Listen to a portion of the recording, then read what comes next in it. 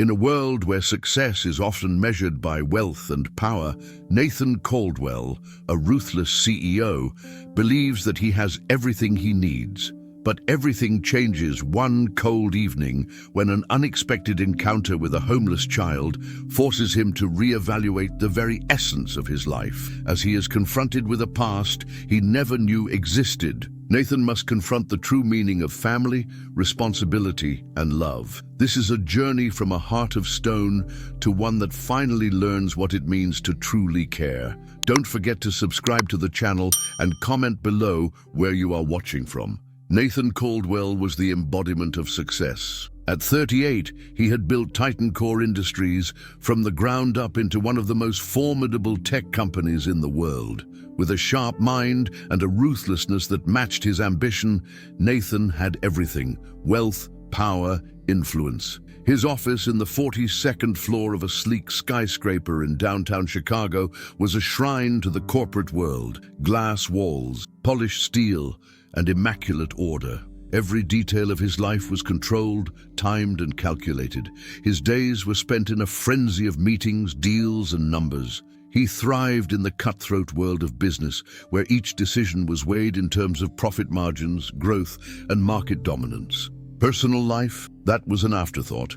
Relationships, emotions, vulnerability, these were luxuries Nathan couldn't afford. He kept them at arm's length, choosing instead to live in a world of spreadsheets and strategies. On the evening of December 15th, after working tirelessly for 14 hours preparing for the largest merger in Titan Core's history, a $3.2 billion deal with the Japanese corporation, Yamamoto Industries, Nathan stepped out into the frigid Chicago night. His breath formed clouds in the air as he made his way to the parking lot, his mind already shifting to the tasks of the next day.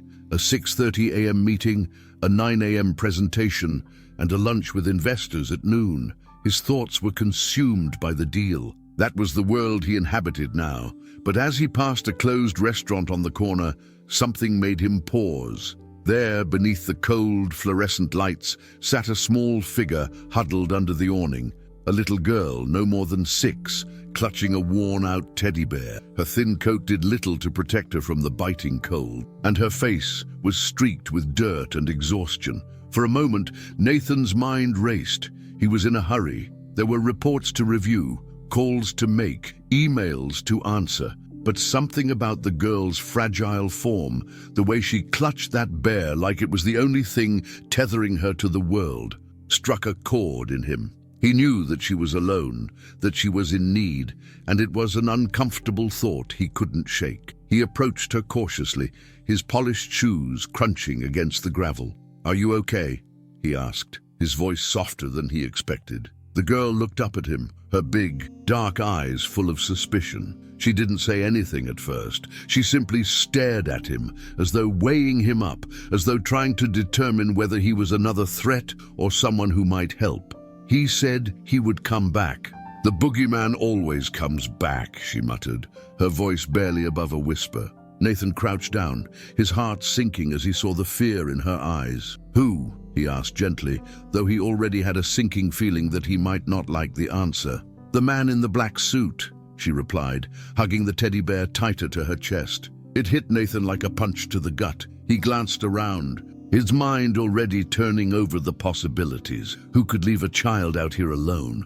Why was she so terrified of this man in a black suit? Was she abandoned? Was she running from something or someone? Without thinking, Nathan extended his hand. "Come with me, let's get you somewhere warm." The little girl hesitated, then slowly, almost reluctantly, took his hand. Nathan led her to his car, making sure she was safely buckled into the back seat before driving to the Northwestern Memorial Hospital. His thoughts were a whirlwind of confusion and guilt. He didn't know what to do, but he couldn't just leave her there in the cold, alone. Once inside the hospital, Nathan discreetly covered all the costs under an anonymous account, arranging for the girl to be seen by a doctor. He could feel the weight of his choices pressing down on him. As he sat in the sterile, quiet hallway, waiting for any updates, His mind drifted back to a memory he hadn't thought about in years. He remembered Sarah Mitchell, his former assistant, the way she had looked when they last spoke, how she had seemed distant and distracted, though he never questioned it. Then came the phone call 6 years ago. Sarah had died in a car accident. It was a blow, one that Nathan buried deep inside him. She had been the closest thing to family he had, though he never allowed himself to admit it. The thought of her struck him now, unbidden, and for the first time he questioned whether he had ever truly known her. As he waited, something about the little girl's presence gnawed at him. The resemblance to Sarah was faint but undeniable. Something in her eyes, the shape of her face, the way she clutched that teddy bear, it all seemed eerily familiar. Nathan shook the thought away. He didn't have time for these distractions. But then, in a quiet moment of reflection, Nathan did something he couldn't explain. He called his lawyer and asked for a discreet DNA test. He had to know. He had to understand why this child, this stranger, seemed to mean so much to him. And as he hung up the phone, he couldn't help but feel a flicker of uncertainty, a flicker of something he hadn't felt in years, a deep, unsettling fear. Something told him that his life was about to change forever. The envelope arrived on a crisp Tuesday morning at precisely 7:47 a.m. Nathan would never forget that time because it marked the division of his life into before and after. The sleek, white envelope held the kind of truth no one ever expects to find. As he carefully tore it open, his eyes scanned the results. The numbers were clear. 99.97% probability of paternity. Lila Morrison was his daughter. It hit Nathan like a blow to the stomach. His heart raced as his thoughts spun. Sarah had never told him. She had carried this secret, raised Lila alone, and died alone. And he hadn't even known his own child existed. A daughter, living in shelters, surviving the streets, enduring who knows what horrors, and he was oblivious to it all. Why didn't she tell me, was his first thought. Why didn't I ask? Nathan's mind swirled with guilt and disbelief. He thought about his busy days, his meetings, the deals, the merger. He thought about his indifference to everything that wasn't business. And then he thought about Sarah. How could he have been so blind? In the sterile hallway of the hospital, Nathan looked over at Lila, who was sitting on a couch, her small frame hunched as she played with her teddy bear. Her face was drawn, her expression wary, and yet there was something undeniably familiar about her. The way she clutched the bear as though it were the only thing standing between her and the world, the way her eyes darted nervously at every passing person. These were all things he'd seen before, but never in the eyes of a child. Nathan felt the weight of his discovery settle around him. She was his daughter, and yet he had no idea how to be a father. Robert Wexler, Titan Corps' legal advisor and Nathan's longtime friend, found him in the hospital lobby, face grim. "You can't just take her, Nathan," he said quietly, his tone sharp with caution. "There are processes, social workers, investigations. You can't just swoop in and pretend everything's fine.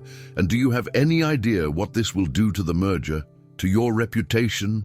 Nathan looked at Robert, but his mind was already made up. "For the first time in years, I'm making a decision that isn't based on spreadsheets or business projections. I'll figure it out," Nathan said quietly, standing. He didn't know what that meant, figuring it out, but he had to do something, and the something that felt right in that moment was bringing Lila home. When they finally arrived at his penthouse apartment, it was nothing like the world Lila knew. She had never seen marble floors or sprawling windows overlooking Lake Michigan. She had never been in a place so quiet, so sterile, so large. "Welcome home," Nathan said, trying to mask the awkwardness in his voice. Lila looked around, her face unreadable. "Home?" she thought. "Homes have doors that lock and people who scream at night. This is too big, too clean, too empty." Her mind raced. She had been in so many different places, each with its own rules, its own dangers. This felt foreign in ways she didn't understand. That night, after a long day of adjusting to the overwhelming newness of the apartment, Lila couldn't sleep. She lay wide-eyed in the vast, empty bed, her fingers clutching the edges of her teddy bear. Nathan stood in the doorway, watching her from a distance. He could hear the quiet sobs, the soft whimpers, the silent terror that emanated from the small figure curled up under the blanket. For a moment, he stood frozen. He knew he should let her be. This was her struggle to overcome, her battle to fight. But something in his chest tightened. This child, this fragile, scared little girl, was his responsibility now. No spreadsheets, no deals, no press conferences, just Lila and him. He crossed the room quietly, sitting down on the edge of the bed. "Hey," he said softly, not knowing what else to say. "It's okay. You're safe here." Lila looked up at him, her tear-streaked face, her wide eyes filled with confusion and fear. "You'll leave me too, won't you?" she asked, her voice shaky. "Just like everyone else." Nathan's heart broke. He had no answer for her. He had nothing to offer but the quiet promise of his presence. "I'm not going anywhere," he said, though even as he said the words, he wasn't sure if he could keep them. The fear, the responsibility, the burden of it all. It was overwhelming. But for now, all he could do was hold her, try to ease her pain, even if it was just for a moment. He reached out and, without thinking, pulled her into his arms. She stiffened at first, but then relaxed, resting her head against his chest. The soft sound of her breath, the warmth of her small body against his. It was the first time in years Nathan felt like he was doing something real. "Everything's going to be okay," he whispered, though the words felt hollow in the face of everything that had yet to be fixed. Lila didn't answer. Instead, she closed her eyes, drifting into a fitful sleep, finally finding comfort in the arms of a man she didn't yet trust, but who, in that moment, had become the closest thing she had to safety. Nathan sat there for a long time, just holding her. For the first time in a long time, he let himself feel vulnerable. Let himself wonder if he could actually be the father Lila needed. The following weeks felt like a tug of war, each day pulling Nathan in two directions.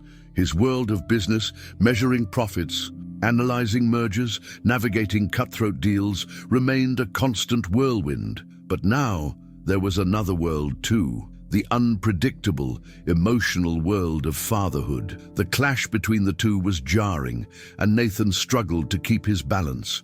His morning routine, once predictable and swift, was now a chaotic affair. The shakes he used to down for breakfast were rejected by Lila, who refused to drink anything that reminded her of the protein-packed concoctions he had grown accustomed to. Instead, he found himself scrambling to make pancakes, something that seemed like an insurmountable task for someone whose idea of cooking was a takeout menu. At first, the pancakes were burnt, the batter too lumpy, but Nathan kept trying day after day. It was his way of showing her that he was trying, even when he wasn't sure how to do it. His life had been so orderly, so calculated. Now everything was messy, unpredictable, and out of his control. And yet, as the days passed, Nathan found himself coming to terms with that. His corporate meetings continued to demand his attention. The looming merger with Yamamoto Industries was still at the forefront of his mind, and the tensions surrounding the deal began to rise. Hiroshi Yamamoto, the CEO of the Japanese conglomerate, was a man who valued tradition, stability, and family. Ironically, Nathan's new family situation could either be a boon or a liability in this high-stakes deal. The pressure was building, both at work and at home. Lila still struggled at school. Despite his best efforts to ease her into her new life, she wasn't able to sit through a full day without spiraling into bouts of anxiety.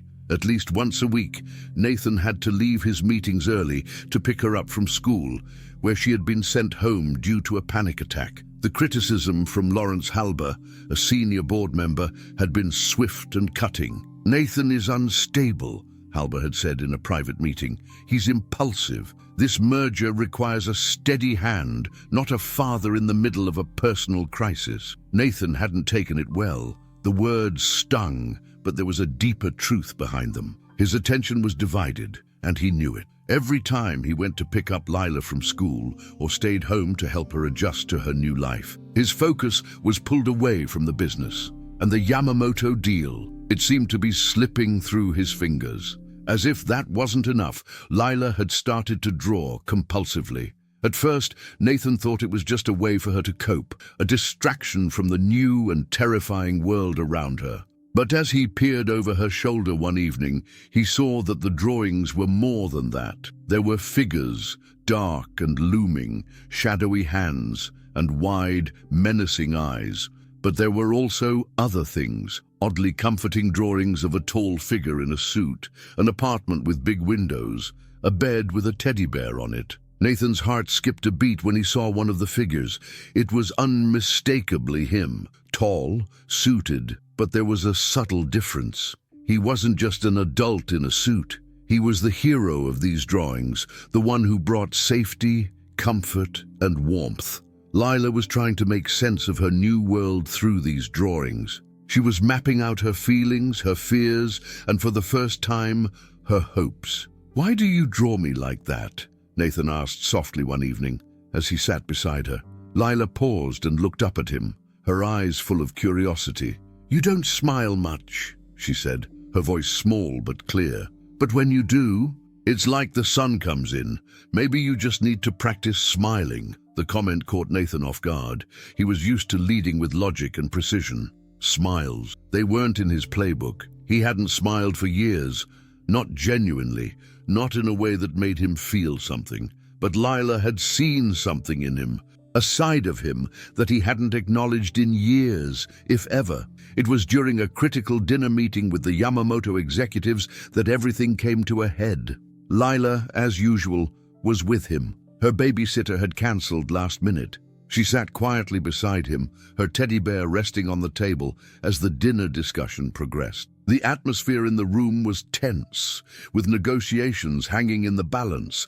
Then just as Nathan was speaking, he felt Lila's small hand tug at his sleeve. She was staring at something, at someone. Nathan followed her gaze and saw Lawrence Halber approaching. Halber smiled in a way that didn't reach his eyes.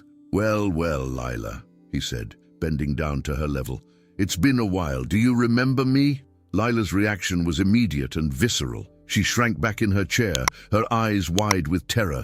Her little body shook as she scrambled under the table, her hands clutching her teddy bear tightly. The room fell silent. Nathan stood up abruptly, his chair scraping across the floor. He reached under the table, pulling Lila into his arms, but she was already sobbing uncontrollably, her small body convulsing with fear. "I'm sorry," Nathan said, his voice strained as he lifted her into his arms. Ignoring the eyes of the executives around him, "We have to go." The dinner was over. The business deal could wait. The merger would have to be put on hold. Nathan left the restaurant with Lila in his arms, ignoring the murmurs of confusion and concern behind him. As he stepped out into the cold Chicago night, Lila clung to him, still trembling, her cries echoing in his ears. Nathan had no idea what to do next, but in that moment, he knew one thing for certain. His priority was clear. He wasn't going to let her go. And for the first time in years, Nathan didn't care about the deal, the reputation, or the merger. His focus was on Lila, on making her feel safe, on proving that he could be the father she needed. Everything else could wait. The consequences of Nathan's decision were swift and unforgiving. As soon as news broke that he had left a critical business dinner in the middle of negotiations, the whispers started. The Titan Core board wasn't pleased. Robert Wexler, Nathan's old friend and legal advisor, pulled him aside later that week, his face grim. "You've made a statement," Robert said quietly, his eyes flicking toward the corner of Nathan's sleek office.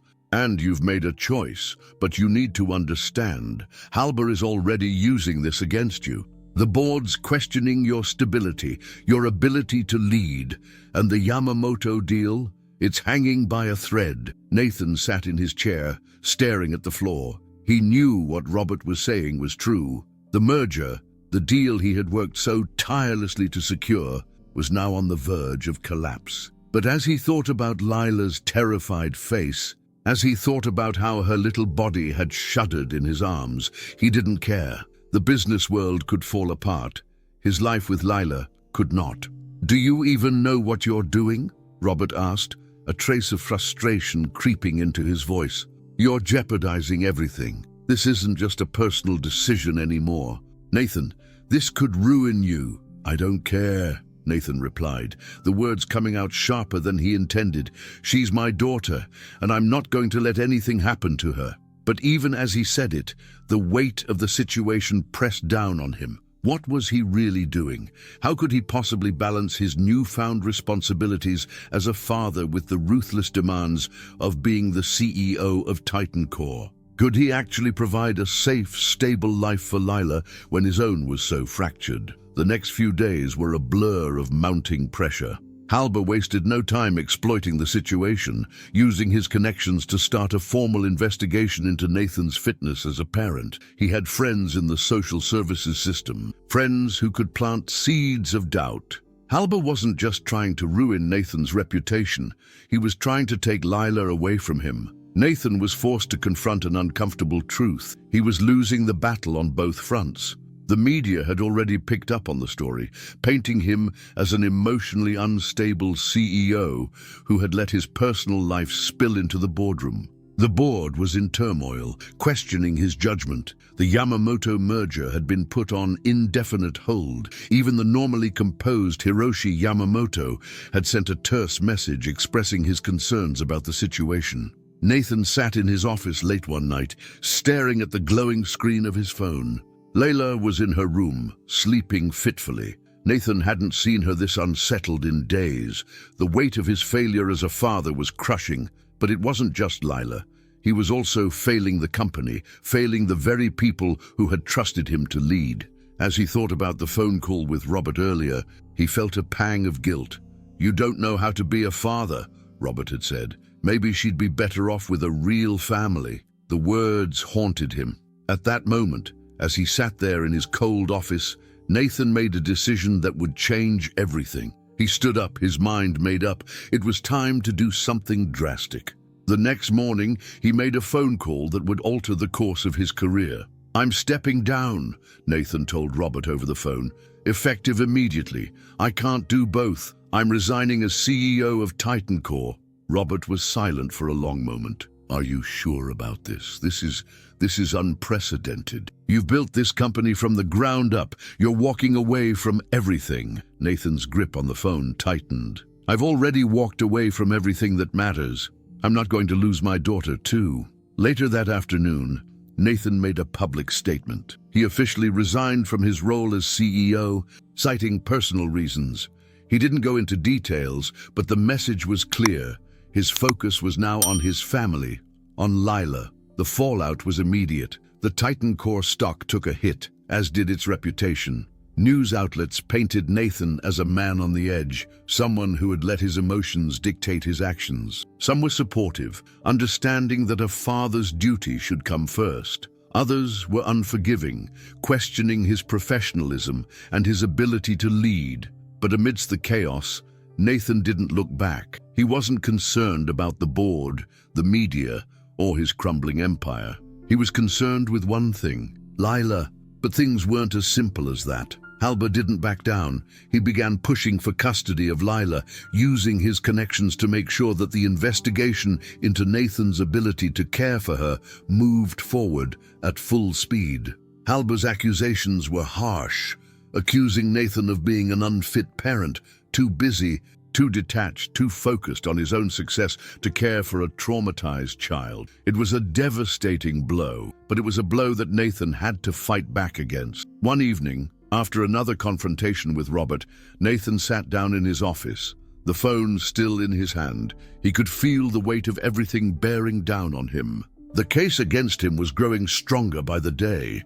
If Halber got his way, Lila would be taken from him. She would be placed back in the system where she might never feel safe again. Nathan couldn't let that happen. He called a private investigator. "Find everything you can on Lawrence Halber. I want to know every connection he has, every person he's manipulated, no stone left unturned." It was a decision he knew could cost him everything, his career, his reputation, his freedom, but it was a risk he was willing to take. If it meant protecting Lila, he would burn every bridge necessary. The battle was just beginning. As Nathan stared out the window of his penthouse, he realized that his world had shifted irrevocably. He wasn't just fighting for a merger or a corporation anymore. He was fighting for the little girl who had changed his life in ways he couldn't yet comprehend. And no matter what it cost him, he wasn't going to let her slip away. The weeks that followed Nathan's resignation were the most difficult and transformative of his life. As he prepared to battle for custody of Lila, he began to realize just how deeply the stakes had risen. The Titan Core board was furious. The media never stopped questioning his decisions, and Halber continued to make his moves. But for Nathan, there was only one thing that truly mattered: Lila. Nathan had been a man who thrived in control. His world was one of numbers, deals, and strategy. Now, for the first time, he was out of his depth, fighting a battle that was as personal as it was complex. But the more time he spent with Lila, the more he came to understand that it wasn't about winning a fight, it was about being there for her when she needed him the most. The custody battle escalated quickly. Halber's manipulation of his connections in the social services system made Nathan feel like he was up against an insurmountable wall. But every day, as he sat beside Lila, seeing her eyes brighten in moments of peace, he knew he couldn't back down. She needed him. And that truth gave him the strength to continue. Lila, for her part, began to find solace in small ways. She started speaking more, drawing less menacing pictures and even laughing at some of the silly things Nathan did, like his disastrous attempts at making pancakes. Nathan found himself looking forward to these moments. Simple as they were the first steps toward the bond he had never imagined possible. However, the road ahead was far from smooth. There were days when Nathan felt overwhelmed, doubting his ability to provide the stability Lila needed. The cold reality of his situation hit him when, one evening, he overheard a phone call between Robert and one of his attorneys. The legal battle was intensifying. The media had latched onto Nathan's personal life, calling his decision to step down a public relations disaster. The custody battle was becoming a circus. Despite everything, Nathan refused to let Lila see his doubts. For her, he needed to be the rock. Even when he was running out of resources, he refused to give up. He threw himself into the investigation of Halber, determined to find any shred of evidence that could expose his past. But as he dug deeper, Nathan began to uncover a far darker web of abuse in the foster system. A system that Halber had been deeply embedded in. There were whispers of underhanded deals, children falling through the cracks, and corrupt officials turning a blind eye. The discovery shook Nathan to his core. The fight he was waging wasn't just about custody. It was about exposing a broken system that had failed Lila and so many others like her. For the first time, Nathan felt the weight of something bigger than his own life. He contacted an investigative journalist, someone he trusted to keep the story under wraps until they had enough evidence. The journalist was horrified by what Nathan had uncovered, and together they worked tirelessly to piece together the full scope of Halber's involvement in the abuse ring. Days turned into weeks, and the pressure only increased. Nathan felt the toll it was taking on him physically and emotionally, but there were moments when he saw the change in Lila. One morning, after a long day of meetings and phone calls, Nathan was sitting at the kitchen table when Lila approached him, holding out a drawing. It was a simple picture of a house with a garden, a big tree, and a small figure standing outside. The figure had a big smile and was holding hands with another, smaller figure. Nathan looked at it for a long moment before he realized the significance. The drawing wasn't just a picture, it was a vision, a dream of what Lila wanted her life to be. "That's us," Lila said softly, her voice quiet but firm. "It's our house, and we're together, you and me." Nathan blinked, a lump forming in his throat. For the first time in months, he smiled, a real smile.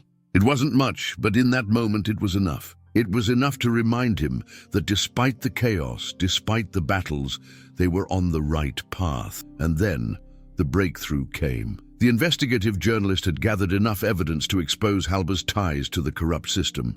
Nathan's legal team moved quickly, and soon the story hit the media with explosive force. The public outcry was immediate. Halber was arrested, along with several other key figures in the system. Nathan's fight for Lila had turned into a fight for justice. The media coverage of Halba's arrest shifted the tide in Nathan's favor. The court, once skeptical of his ability to care for Lila, now saw him in a new light. The truth about his dedication, his commitment, and his willingness to fight for what was right became clear to everyone involved. Months later, the final ruling came through. Nathan was awarded full custody of Lila. It wasn't a perfect resolution. The media didn't forget about him. Titan Core was a shadow of its former self, and his career was uncertain. But in that moment, none of that mattered. Nathan had won something far more important than any deal or business success. He had his daughter. The day after the ruling, Nathan and Lila stood outside the courthouse, the bright morning sun shining down on them. For the first time, Nathan didn't feel the weight of the world pressing on him. He felt free. "I'm proud of you," Lila said softly, her hand holding his as they walked down the steps together. Nathan smiled. "I'm proud of you too, kiddo." The world had changed for both of them. Nathan had lost his career, his wealth, his reputation. But in return, he had found something far more valuable: love, purpose, family. The next step was uncertain, but for the first time in his life, Nathan wasn't afraid. He knew that he and Lila would face it together, and that was enough. As they walked into their new life, the city of Chicago looming ahead, Nathan couldn't help but smile, a smile that for the first time was real. Some victories, he realized, couldn't be measured in dollars or mergers. Some victories were measured in moments like these, when your heart finally knew where it belonged. And so, Nathan Caldwell, the man who once believed that success was everything, learned that the truest success is found in the lives you touch and the hearts you heal.